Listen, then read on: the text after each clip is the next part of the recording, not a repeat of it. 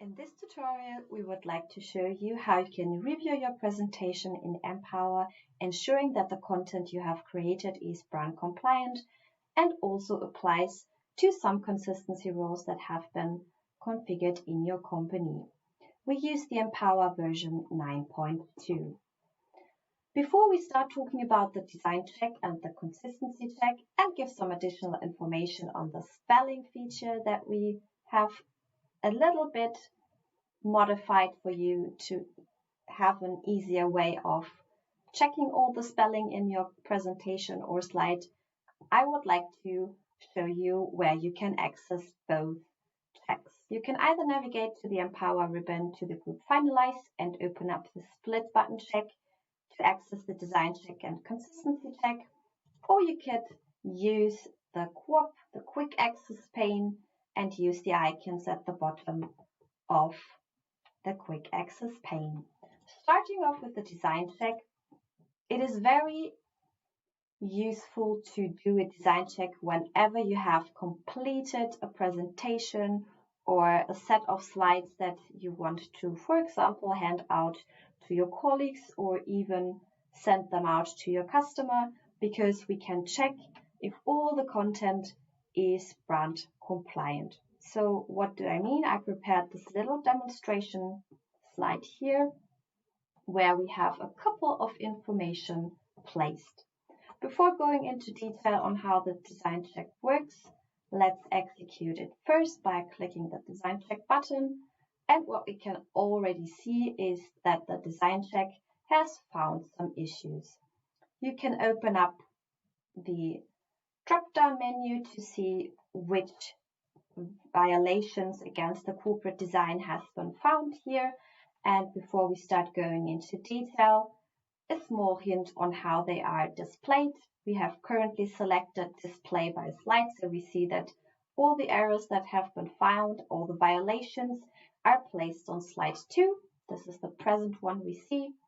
If we change the display to by type, we see that the categories of the errors is listed first. If we open up the first category, which is the title placeholder, we can then check where we have this error, and it's on slide 2 on title.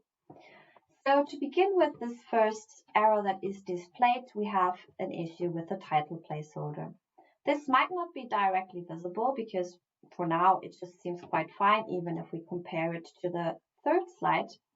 But what we see is that the color is not quite right. So what the design check does is to check the formatting that has been set on your master, on the slide master level, regarding the title placeholder. So we can now select the error, and this is only one violation, the title placeholder. If there were more, they would have been listed here, and click on autocorrect. So what we see is that the color has automatically changed here, and the title placeholder is now compliant to the settings in your corporate design. Next, we have some font errors here because I used the wrong font, and this is placed in the content placeholder. We see it that the first sentence is slightly displayed in a different font because we do not use Segway, we use Arial, and we also can autocorrect here. But if we have more than one fonts that are available, we can even open up the drop-down menu next to replace with and select which font exactly should be used and click on apply. So we corrected the font here as well to have a brand compliant font, and we can also check the font coloring violation because the red that is currently being used is not part of the corporate design colors. Once again, we can select from all brand compliant colors here, or we can autocorrect this color, and if we do so, the small tooltip even explains it. We are automatically searching for the color with the next best fitting RGB value, so this might work depending on which color you use and which color palette is set in your color section. In our case, this worked well. So we have a similar color that has been directly set here. And what's left in my case now is the bulleting.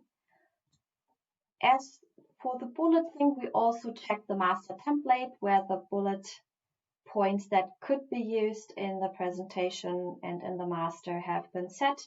So in this case, I used a bullet that is not part of our master template, and I can select from all the bullet points that have been configured in the master template. I will go with the first one here and apply.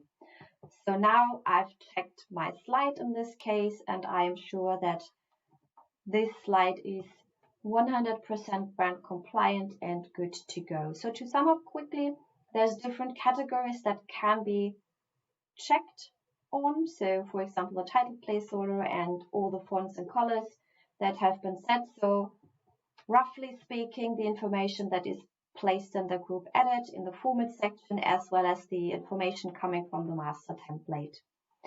Next, we have the consistency check. I have prepared a demonstration slide as well because it gets very clear what the consistency check does.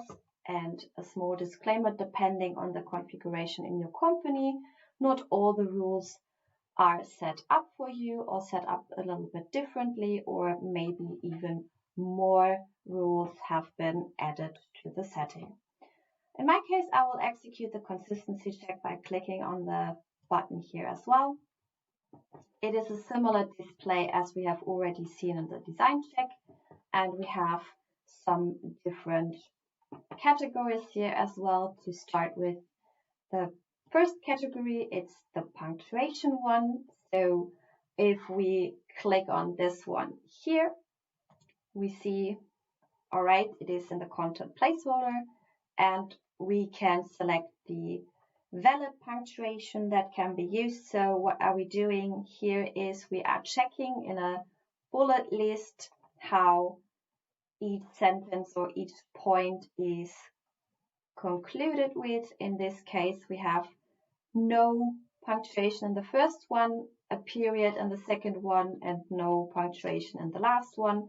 And with the consistency check, we want to ensure that all the punctuation marks used are the same. So in my case, I will choose the period. So these three options have been configured for my Empower environment now, and I will correct this one here. So we see all items have now a period to conclude the sentence. Next, we have some bracket violation. With a bracket violation, it cannot be automatically corrected or jumped onto the specific part on the slide, but we have a small information as to what to do. I will not read that one out, but explain instead. We have in the third bullet point item an opening round bracket that is not being closed by a closed round bracket. So we have now to decide where we want to set the respective closing bracket. I want to place it here. So Empower cannot know where you initially wanted to open the bracket or close the bracket. So this is why you have to perform the change manually. Jumping to the last category for now, it's the spaces one, and this is maybe not the most obvious example here, which is why it's so important to check with the consistency check. We check as to where there are more than one blank spaces in a row in a text. So if I jump to the place where the violation is seen, we see that we have the title placeholder, and right now, maybe if we take a closer look, we see, and if I select these two blank spaces, it becomes more obvious that there are two instead of one blank spaces, but we do not have to correct that manually. We can click correct, and the multiple spaces are reduced to one space so that we ensure there's no multiple blank spaces in a row. If I execute the consistency check now again, the bracket information disappears as well, and the presentation is good to go in terms of consistency as well. Now I would like to highlight a little bit of an adjustment we have done to the spelling feature that is already included into the Office applications. We can access the spelling if we go to the group finalize, click on the split button check and the spelling information. We see the window that I have added to the slide is opening up, and we have all the languages that are available in Office by default, of course, listed here as well. But what we can also see is that there is a small faint gray line, and the two languages on top are the languages that have been set as a preference by our Empower administrators so that we can easily find them without being in need to scroll through all the available languages here. On top of that, we can select if we want to check the whole presentation or only selected slides. In my case, this would now be slide number 4. And if you have slides that contain multiple languages due to some technical terms that are, for example, definitely used in English and your normal source language would be German, you can even enable to check the spelling language after every character to ensure that even slides with multiple languages are proven correctly. So this is the summary for the most useful features in Empower to check your presentation.